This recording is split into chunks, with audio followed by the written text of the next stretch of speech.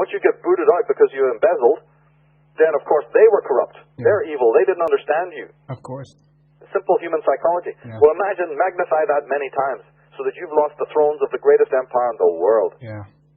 The only thing that will now appease that inner shame is to set your designs on having the rest of the world that doesn't even have real true kings, and it's easy to overtake if you set your mind on it, really. Yeah. And that is what has happened. So the new world order is to replace the old world order, and that's why it's below an Egyptian pyramid. It's to tell you what order, what God, what king, and why there's a wasteland around the pyramid. Around the pyramid on the dollar bill, you see just sort of like a wasted land. And that's the idea, that these were king leaders being thrown out of their land, betrayed, you see. So they always felt that Egypt had betrayed them. They never looked at themselves as the criminal party. The criminal party now was Egypt. Yeah. And so later, when the Judaic scholars were writing this history, Egypt would be played down. The Pharaoh of the time of the Exodus would never be mentioned.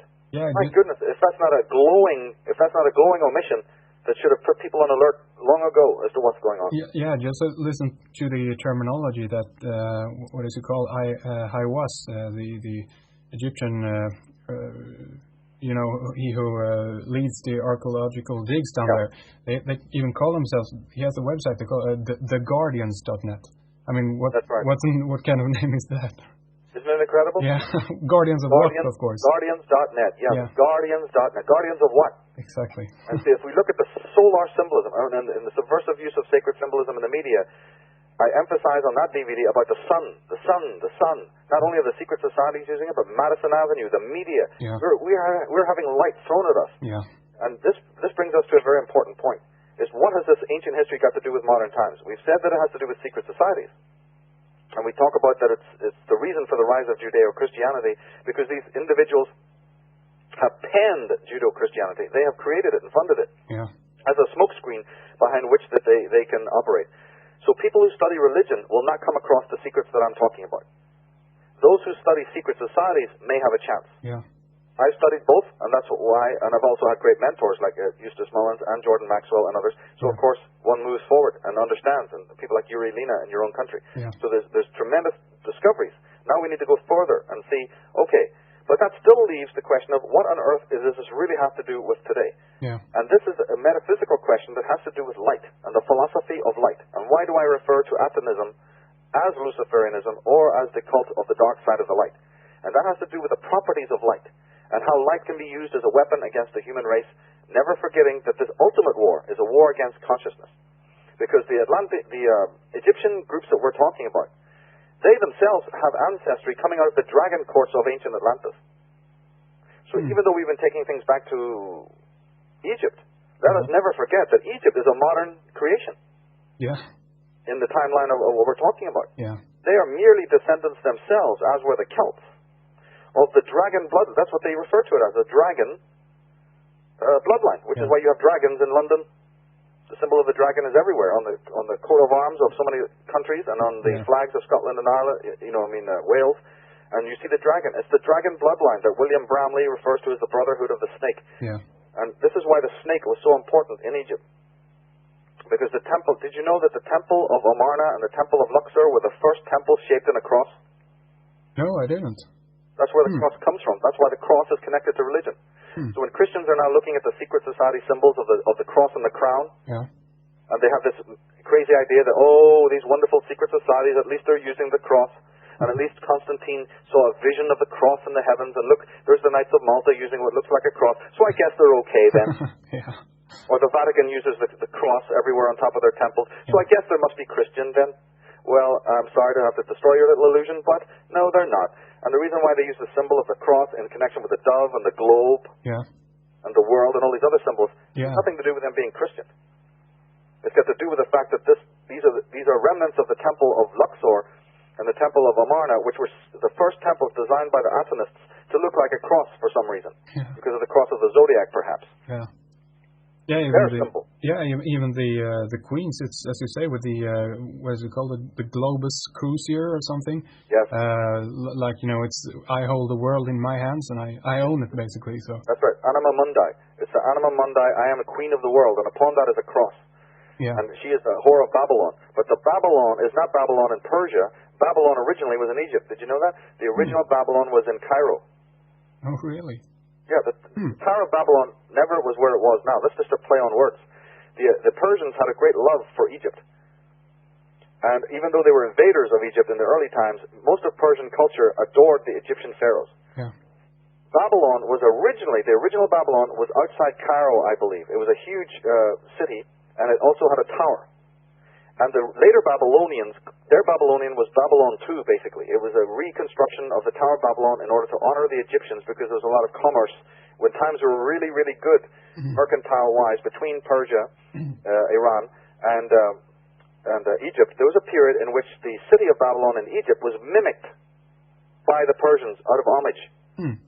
And then later, when the Egyptian Babylon was destroyed, people are now thinking Babylon is in Persia, and the Bible, backs that up, and it's not true. It's absolutely not true.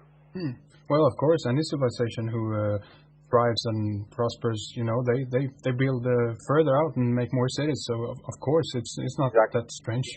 It doesn't stop there. I mean, we've got all sorts of Egyptian symbolism in Washington D.C. and Cologne and Paris. I recommend people to get Graham Hancock's book Talisman.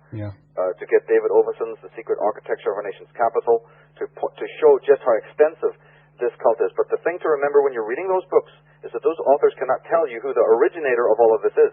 They are unable to tell us who and what is behind all of this. They see something happening, and that's brilliant. As I'm saying, in the last 50 years, we're moving ahead in that respect.